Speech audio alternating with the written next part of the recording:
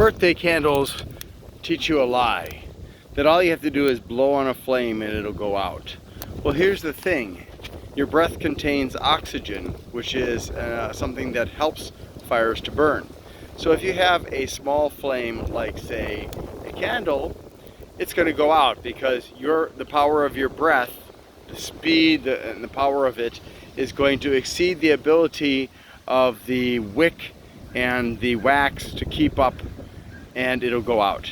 But the bigger it gets, the wind helps, just like on this campfire.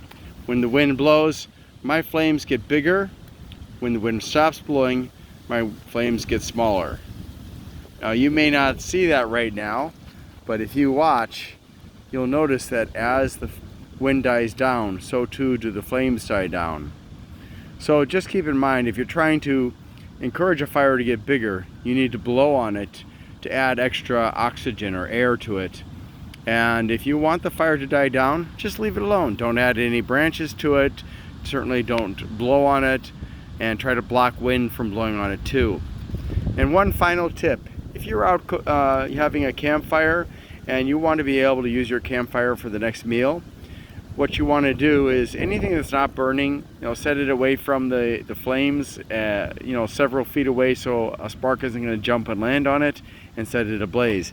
But the other thing is you want to take the ashes from the fire and put all of your coals, all your live coals together in one spot and cover them with the ashes. That's called banking. And you can leave it like that for hours, depending on how many coals you have. It'll stay warm and banked, and once it's exposed to oxygen again, it's going to get hotter and hotter, and it'll actually start igniting things that you place on top of the coals.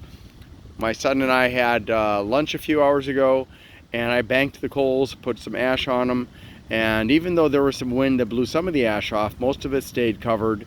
And when I came back, I wasn't sure, because I didn't have a lot of coals, I only had a little bit.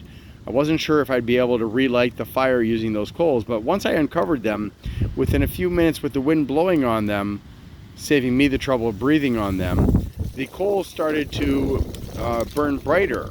And as a result, once I started to put kindling and stuff on top of the coals, my fire lit without me doing anything other than adding some wood on top of the coals. And I was able to build this fire within about 5 minutes. From start to finish, from the time I started, it was in a full blaze. Whereas if you do it improperly, like I built it so that air can go through very easily, and that's very important. If you build a fire where the air cannot flow through, then it's not going to stay ablaze. It's going to choke itself out. But if you build it in like a chimney style or a lean-to style, or any other way that's going to provide a way for air to get to the bottom, then it's going to stay alight, it's going to stay hot. And as you can see, my food is cooking quite nicely right now. So just keep those facts in mind. Don't forget, if you want to reuse the heat of your fire, bank the coals by covering them, putting them together and covering them with ashes, and then uncover them when you're ready to use them.